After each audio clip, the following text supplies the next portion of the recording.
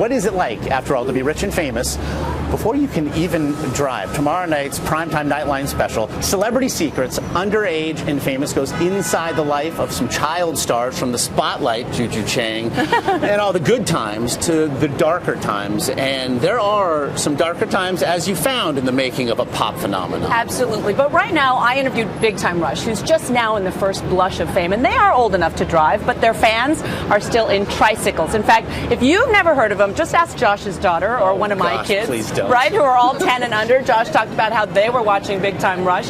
These guys have been in the fame game since they were kids, but now, with a mega hit TV show behind them, they have reached rock star status. Who here watches Big Time Rush on Nickelodeon? What does your body feel like when 20,000 girls are screaming at you? It feels like a movie. There's really no way to describe it. I'm amazed at how loud screaming girls can be. We are too. Never ceases to amaze. If we didn't have those in-ear monitors on stage, I think we'd all be deaf. We'd probably be deaf. Right?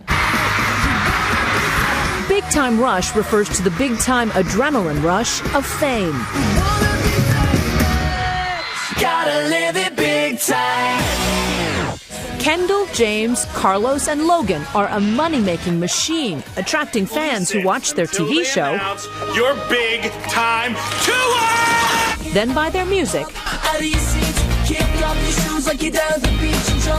and then flock to their concerts.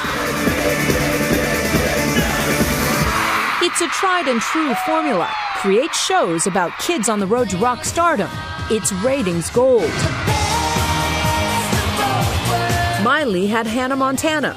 Miranda Cosgrove has iCarly. And the Jonas Brothers are the Jonas Brothers.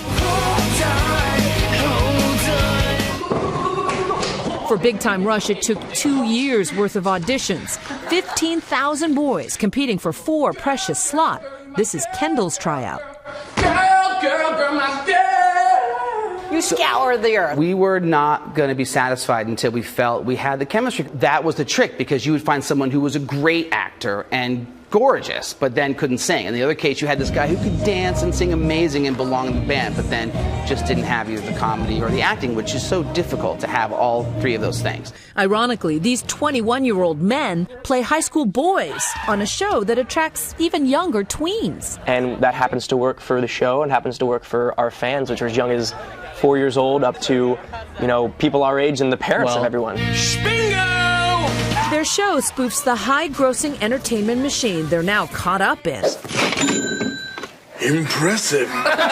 What does that feel like, to be sort of the cog in the machine? I feel like for us, it's really become a lifestyle, this whole Big Time Rush thing. It's bigger than all of us now. I mean, there's so much going on, so it's like, I sleep, eat, drink, wake up, everything Big Time Rush.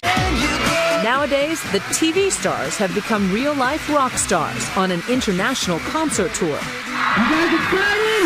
Getting off the plane in Germany, we had like 100 people waiting for us at the airport. Screaming. In a different country that we've only been to like once or twice. Right. That was like, okay, it's definitely getting it. The exposure is a welcome change of pace, having spent the last 3.5 years on a Hollywood soundstage. It's literally a box for 16 hours a day, and it's dark. So sometimes we show up, it's nighttime, and we leave and it's nighttime, and we never see the sun. How much do you get on each other's nerves? 100% of the time. All the time. All the time. But it's part of it, We fight like brothers pretty much every day over something small and stupid. Over the smallest things. Yeah. Like what? Give me an example. James got the last bit of ketchup. James, I called it first. Or I said that I wanted the ketchup. Who's going to ride shotgun in the van that day or SUV? You guys sound like my sons. Yeah, exactly. Probably just as immature as your sons. They're more mature than us. I guarantee it. We get more immature by the day. And yet, my children don't have thousands of screaming girls chasing them. Look, it's not that bad of a thing to have thousands of girls chasing you. I'm just saying. It's really not. Most guys dream of that. So how do you keep it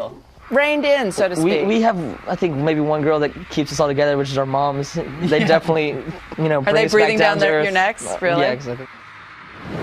Hanging out with these guys, Josh, you can feel it on them. They're just entering that first blush of fame, and they're giddy with excitement. But doesn't it seem like every kid these days wants to be famous? Yeah, and wants to take that short track. And it's interesting, very good at branding. As you say, a TV show becomes a live concert tour, maybe a movie. And their social networking is through the roof. But, we really explore in this hour tomorrow night how playing with fame is like playing with fire. We look at the upside with BTR. We look at the downside with Corey Feldman, the former child actor who talks about some really shocking secrets, not just about his experience, but about other kids in Hollywood. You really ought to tune in.